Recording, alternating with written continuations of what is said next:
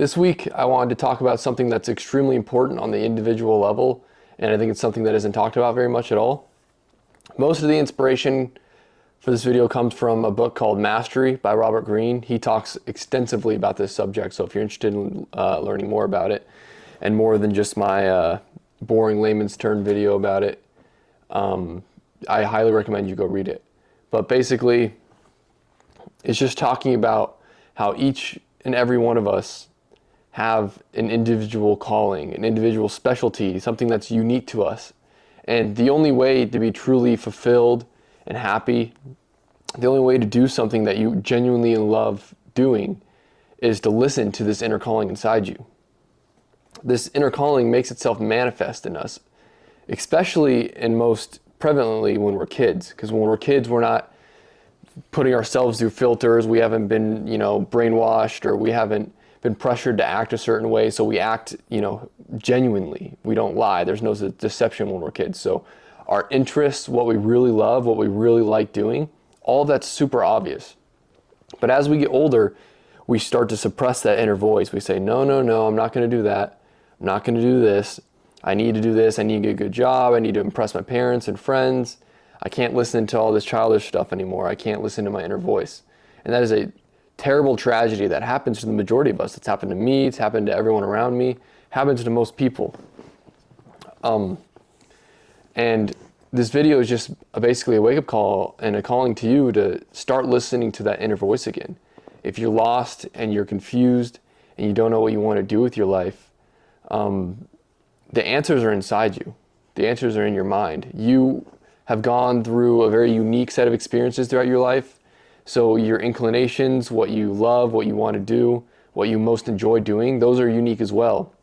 And the only way to be 100% your true self, the only way to be useful to other people, the only way to give to society to your fullest potential is to listen to this inner voice, pursue your calling, and pursue what you love. Some people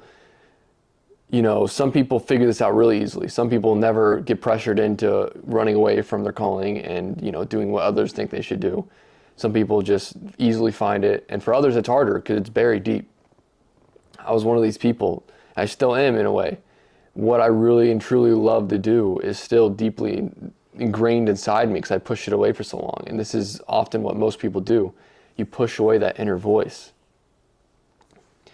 A story recently that I read in Jordan Peterson's book, We Who Wrestle with God, he talks about Moses and the burning bush. Moses, after he runs away from Egypt, he's living a beautiful life. He has a wife. He is a great father-in-law.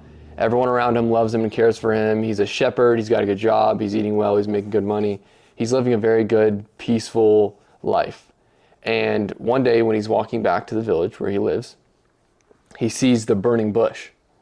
And the way Jordan Peterson breaks this down is the Bible goes out of its way to mention that Moses, as he's walking the straight, predictable path, he's doing what he's comfortable. He makes an effort to turn towards the bush. He looks away from the predictability. He looks away from the comfort of his life. He looks away towards that burning bush. And so, after he looks at the burning bush, he obviously begins to be spoken to by God.